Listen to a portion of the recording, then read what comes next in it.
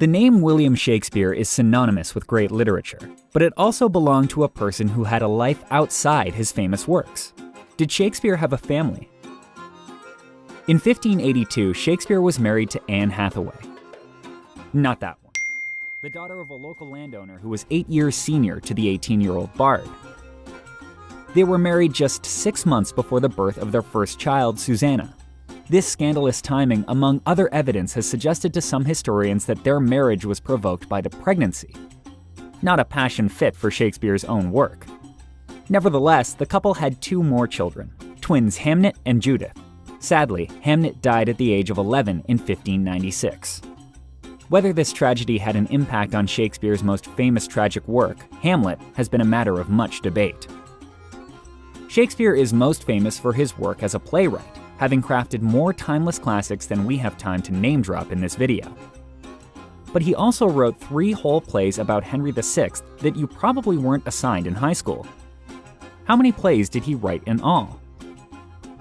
Believe it or not, historians aren't totally sure how many plays Shakespeare wrote.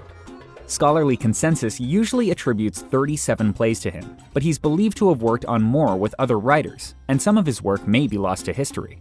Though Shakespeare is best known as a playwright, he wrote even more poems. In fact, some of his most famous turns of phrase come from his sonnets. Just how many sonnets did he write? In fact, Shakespeare wrote dozens of them, 154 in all. Some of us would have quit after nailing it with Sonnet 18, which begins, "Shall I compare thee to a summer's day?" But Shakespeare kept writing.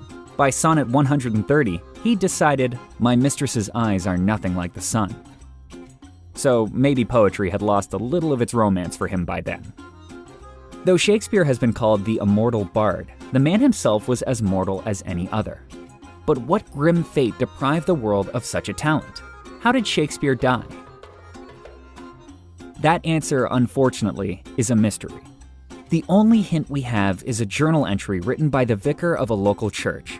He claimed that Shakespeare, Drayton, and Ben Jonson had a merry meeting, and it seems drank too hard, for Shakespeare died of a fever there contracted. Some scholars have suggested this is evidence Shakespeare died of typhus. But as the journal entry was written some 50 years later, and no one has been able to verify it, we may never know the truth.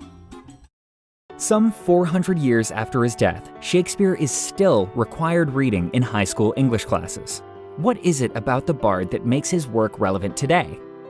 He may have lived nearly half a millennium ago, but Shakespeare's plays dealt with topics that we still struggle with today. Themes like family, war, bigotry, morality, and falling in love transcend time, and even language. His characters have an emotional reality that resonates in translations and adaptations across the world.